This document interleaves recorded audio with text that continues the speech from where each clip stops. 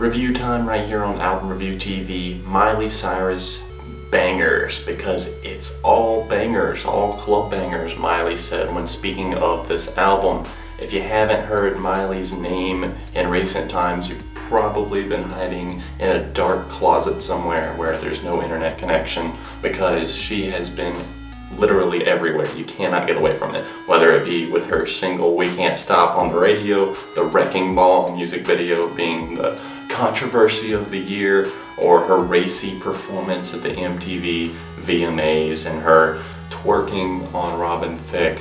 Literally, she has just been hyping up her name, and really it's been great promotion for this album. People say that she's an idiot, she's a slut, but really that's not what I'm here to talk about whatsoever, even though it does make its way into the music sometimes. But I'm here to talk about Bangerz, the new studio album by Miley. The lead single, We Can't Stop, immediately caught my ear. Produced this whole album actually executively by Mike Will Made It. And if you don't know that, then you're probably not actually listening to the record, because I'm pretty sure almost every song says Mike Will Made It on almost every track. Absolutely hate that. That's a little pet peeve of mine, but We Can't Stop is an incredibly irresistible song. One of my favorite pop songs of the year, absolutely, hands down, because of just the chill atmosphere it brings. It's an anthem, but at the same time it's very laid back, led by keys with some, light buzzing and synth action going on underneath. It's actually a really interesting listen. And yeah, she's talking about partying and there's nothing too creative here, but at the same time, it's really fun, really catchy, and I think it's something that a lot of people can access. Wreckingball was the next single released, and it definitely saw a slower approach on things. I really find that interesting because, she's talking about like her image or whatever, and all of these songs being like club bangers or whatever. Wreckingball is not that. But at the same time, I like it. I like that it's a slower paced song. It definitely has the huge electronic swirl whenever the chorus crashes in, like a wrecking ball. So judging by the singles that were both very solid, I was expecting, something that I actually might enjoy overall as a whole. But I started listening to this album, Bangerz, and I immediately, first half at least, just wanted to throw it out the window. Complete garbage. You got tracks like 4x4 featuring Nelly, Adore You, and don't even get me started on the one My Darling featuring Future. First of all, Future is just a pathetic excuse for an artist. I'm sorry, but no talent there. Auto-tuned rap and just the pitches and stuff on My Darling sound absolutely awful. Definitely the worst song on the album in my opinion. Love Money Party, Get It Right, two others that just completely fail lyrically. All the songs that I mentioned are just so cliche, and just musically, the experimentation, there's nothing going on really. There's nothing to mix it up from like regular pop songs at all. And she's talking about leading this revolution and stuff, and the Miley movement, if you heard about the documentary. This is not doing that at all. It's just making you seem like a very cliched and generic artist that's just using sex to sell. I will, however, point out that I like Big Sean's verse on Love Money Party. Once again, Big Sean just comes out of nowhere and has these cool verses on random songs like The Mighty Fall with Fall Out Boy. I never would have expected that. I never would have expected to see him on a Miley Cyrus song either. But his part is definitely the most enjoyable thing about that track. 4x4 featuring Nelly. There's something about the instrumental to me that sounds kind of cool. I like the guitar and the way it's done and everything, but the lyrical content is absolutely horrid. Then of course we have the title track, SMS Bangers, featuring Britney Spears, which is very close to being my least favorite besides My Darling featuring Future.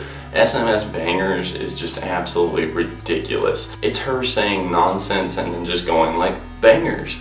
Fucking bangers. Okay, we get it. Yeah, you're independent. You're not the teen you used to be. You're not Hannah Montana anymore. But how many times can you say that to us before I just want to throw you personally out the window? First half of the album, minus the singles Wreckingball and We Can't Stop, huge thumbs down. Just absolutely cannot stand it. But then we get to the latter part of the album. We've got tracks that I absolutely really am into. Drive, FU featuring French Montana, and of course Do My Thing. Those three right there are the perfect 1, 2, 3 punch combo right there, because that's exactly what the album needed to pick it up.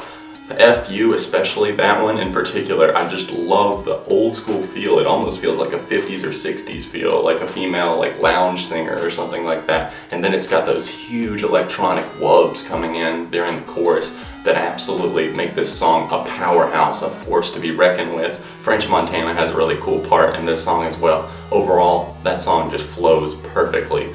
Drive has more of those electronic beats, and the album actually starts to live up to its name a little bit with the whole Bangerz title, because Drive is one that's powered by those electronic forces, synth action and wubs, and everything on there sounds great. Miley's voice on both of those tracks right there that I just talked about, Drive and FU, actually sound a lot better than they have on the majority of this record. Then we get to Do My Thing, and that one right there, I mean, yeah, she does do a little bit of rapping, but at the same time, she does sing still on the track, and overall, I don't know, it just feels like kind of an anthem type song that actually kind of works, and she pulls it off. Maybe You're Right and Someone Else close out the record. Maybe You're Right is a nice slower song that I actually do enjoy. And then Someone Else, that one has those electronic flourishes in there mixed in with some vocals and lyrics that actually feel like they mean something and are a little bit passionate. So I think Someone Else is definitely the perfect way to close out Bangerz. I just really wish the first half of Bangerz had been as great as the second. The album overall is a 2.5 out of 5 for me. Let me know what you thought about it in the comments section down below. Do you hate Miley? Because it doesn't really matter what you think about her as a person. I'm talking about as an artist. Yeah, I don't like her at all as a person, but as an artist, she's definitely put out things in the past that I have enjoyed. Regardless if you think using sex to sell music is the right way of doing things or not, it works, and I guess, you know, to each their own. Everybody's got their own marketing campaign, and this is Miley's, so my only advice to her, you know, put some clothes on for once in a while and stop doing that thing with your tongue. She even talked about that whole tongue thing on one of the tracks, and I was like, yeah, she knows exactly what she's doing. That Rolling Stone cover, I'm sorry, not attractive at all. Thanks for watching, guys, and of course for subscribing. I'll see you very soon. I'm going to try to do a Day to Remember review, and of course Cage the Elephant's new album as well. So make sure you check out any past reviews I've done in the past week or so. I've reviewed Panic at the Disco and Sleigh Bells, and those are going to be down below with all my other videos. So see you very soon right here on Album Review TV.